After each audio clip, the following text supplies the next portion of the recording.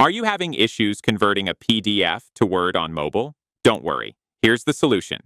First, open the Play Store and search for Google Docs. Tap Install to download the app. Once it's installed, open Google Docs and log in. Now, go to the PDF file where it's saved. Tap the three dots beside it, then tap Open With and select Drive. Next, tap the three dots at the top right corner and choose the print option. Now, copy all the text. Open Google Docs again, tap the plus icon at the bottom right corner, and paste all the copied text here. Then, tap the three lines at the top left corner, go to Share and Export, and select Save As. Choose Word, then tap OK.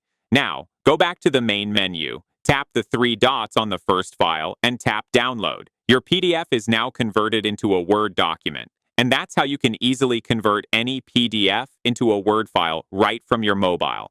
Don't forget to like and subscribe for more tips.